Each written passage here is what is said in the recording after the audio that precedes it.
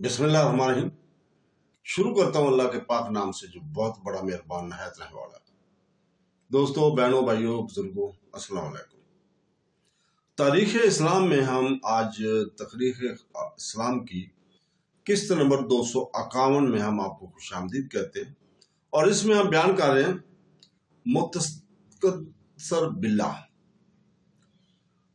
معتذر باللہ کا قتل۔ تو دوستو، بہنوں، بھائیوں، سن 314 ہجری میں اہل روم نے مطلیہ کو فتح کر لیا تھا۔ سن 315 میں دامیات پر قابض ہو گئے اور شہر کو غارت کر کے جامع مسجد میں ناقوس بھجوایا تھا۔ اسی سال اہل ولیم نے رے اور جبال کے علاقہ پر حملہ کر کے ہزارہا آدمی قتل کیے۔ اسی سال رومیوں نے خلات پر قبضہ کیا اور وہاں کی جامع مسجد میں سے ممبر نکال کر اس کی جگہ صلیب قائم کر کے گرجا بنا لیا تھا۔ مقتدر کا جو ہے 317 ہجری میں مؤنس المعروف با مظفر نے مقتدر کو مزول کیا۔ بات یہ تھی کہ مقتدر مؤنس کی بجائے ہارون بن غریب کو ارض بیگی یعنی حاجب بنانا چاہتا تھا۔ مونس کو اس کا حال معلوم ہوا تو فوج اور اکثر اراکین کو ہمراہ لے کر کیسر خلافت پر چڑھا اور مقتدر کو گرفتار کر کے محمد بن معتضد کو القاہر باللہ کے لقب سے تخت نشین کیا۔ سب نے اس کے ہاتھ پر بیعت کی اور عاملوں کے پاس اطلاعی فرامین بھیج دیے گئے۔ اگلے روز فوج نے آ کر انعام اور اکرام کا مطالبہ کیا۔ اس مطالبے کو پورا ہونے میں توقف ہوا تو لوگوں نے گلگچاڑا مچانا شروع کر دیا اور مقتدر کی تلاش میں مونس کے گھر گئے۔ وہاں سے مقتدر کو کندھوں پر اٹھا کر کیسر خلافت میں لے آئے، پھر اس کے سامنے قاہر باللہ کو پکڑ کر لے آئے۔ مقتدر نے قاہر باللہ کو دیکھ کر کہا کہ تم ذرا خوف نہ کرو، اس میں تمہاری کوئی خطا نہ تھی۔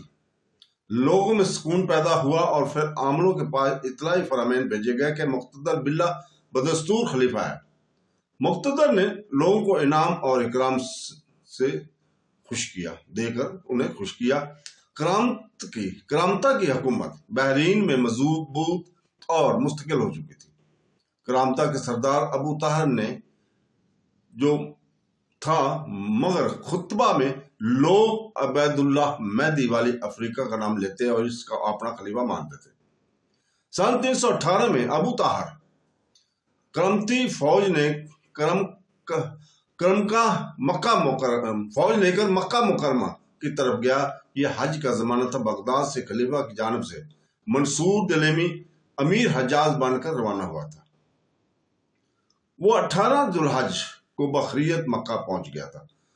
9 ذوالحج کو ابو طاہر پہنچا اور مکہ میں جاتے ہی حاجیوں کو قتل کرنا شروع کر دیا۔ سب کا مال اور اسباب لوٹ لیا گیا۔ خانہ کعبہ کے اندر بھی لوگوں کو قتل کرنے سے باز نہ رہا۔ مقتولوں کی لاشیں چاہ زمزم میں ڈال دی گئی۔ حجر اسود کو گرز مار کر توڑ دیا گیا اور دیوار کعبہ سے جدا کر کے 11 روز تک یوں ہی پڑا رہنے دیا۔ خانہ کعبہ کا دروازہ توڑ کر محمد بن رفع بن سلمان کا قول ہے کہ میں اس ہنگامہ میں مکہ کے اندر موجود تھا۔ میرے سامنے ایک شخص خانہ کعبہ کی چھت پر محراب کعبہ اکھاڑنے کے لیے چڑھا۔ میں نے کہا کہ الہی، یہ ظلم مجھ سے نہیں دیکھا جاتا۔ اس شخص کا پاؤں پھسلا، سر کے بل گرا اور گرتے ہی مر گیا۔ ابو طاہر نے 11 روز تک مکہ کے باشندوں کو خوب لوٹا، پھر حجر اسود کو اونٹ پر لاد کر حجر دارالسلطنت بحرین کی طرف لے چلا۔ مکہ سے حجر تک سنگ اسود کے نیچے 40 اونٹ ہلاک ہوئے۔ 20 برس تک حجر اسود کرامتا کے قبضے میں رہا۔ 50,000 دینار اس کے عوض کرامتا کو دینے منظور کیے، لیکن انہوں نے نہیں دی۔ آخر زمانہ خلافت متی اللہ بن حجر اسود ان سے واپس لے کر خانہ کعبہ میں نصب کیا گیا۔ واپسی وقت حجر سے مکہ تک اس کی صرف ایک اونٹ لے آیا تھا۔ اس ظلم اور زیادتی کا حال عبید اللہ حاکم افریقہ کو معلوم ہوا اس ظلم اور زیادتی کا حال عبید اللہ حاکم افریقہ کو معلوم ہوا تو اس نے ابو طاہر کو بڑی لعنت اور ملامت کا خط لکھا اور اہل مکہ کے مال اور اسباب کو واپس کر دینے کی تاکید کی۔ ابو طاہر نے کچھ حصہ اہل مکہ کے مال و اسباب کا واپس کر دیا مگر حجر اسود کو واپس نہیں کیا۔ وہ سن 339 میں واپس مکہ آ کر اپنی جگہ پر نصب ہوا۔ مونس خادم نے ماہ صفر سن 320 ہجری میں موصل پر قبضہ کر لیا اور سعید اور داؤد ابنان عبداللہ بن حمدان اور ان کے بھتیجے ناصر الدولہ حسین بن عبداللہ بن حمدان کو جو خلیفہ کی طرف سے موصل کے حفاظت پر مامور تھے شکست دے کر بھگا دیا۔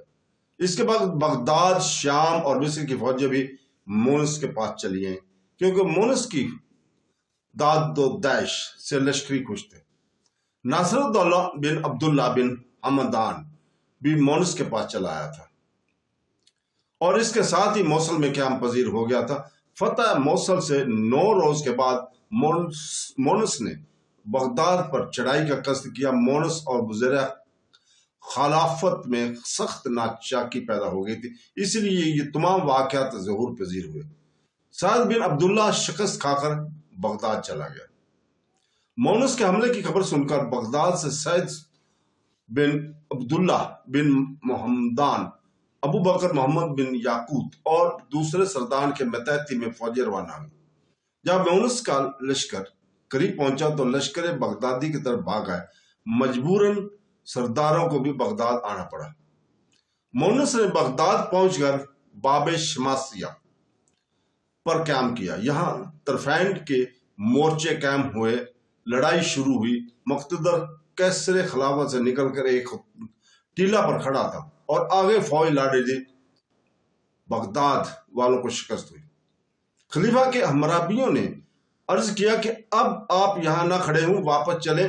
خلیفہ وہاں سے چلا۔ راستے میں بربریوں کی ایک دستہ فوج نے آ لیا جو مونس کی فوج میں شامل تھا۔ ایک بربری نے تیر چلایا جو مقتدر کے لگا اور وہ گھوڑے سے گرا۔ اسی بربری نے آگے بڑھ کر مقتدر کا سر اتار لیا، جسم کو ننگا کر کے اور تمام کپڑے اتار کر وہیں چھوڑ دیا۔ سر کو نیزے پر رکھ کر مونس کے پاس لے گئے۔ یہ واقعہ روز چہمبا 27 شوال 330 ہجری کو وقوع پذیر ہوا تھا۔ مونس نے ابو منصور محمد بن محتزد کو تخت پر بٹھا کر کیر باللہ کے لقب سے نوازا۔ علی بن مغلہ کو قلمدان سپرد ہوا اور عہدہ حجابت پر علی بن بلیق مامور ہوا۔ مقتدر کی ماں کو گرفتار کر کے اس سے روپیہ طلب کیا گیا اور اتنا پٹوایا کہ وہ مر گئی۔ اسی طرح لوگوں کو زبردستی پکڑ کر روپیہ فراہم ہوا۔ قہر باللہ بن معتزد بن مرفوع باللہ بن متوکل ایک ولد مکنہ نامی وطن سے پیدا ہوئے تھے۔ ان کا نام محمد اور کنیت ابو منصور تھی۔ تو دوستو، اس کے ساتھ ہی آج ہم یہ چاہتے ہیں کل تک کے لیے، کل انشاءاللہ تعالی ہم یہیں سے آپ کے سامنے حاضر ہوں گے۔ اللہ حافظ۔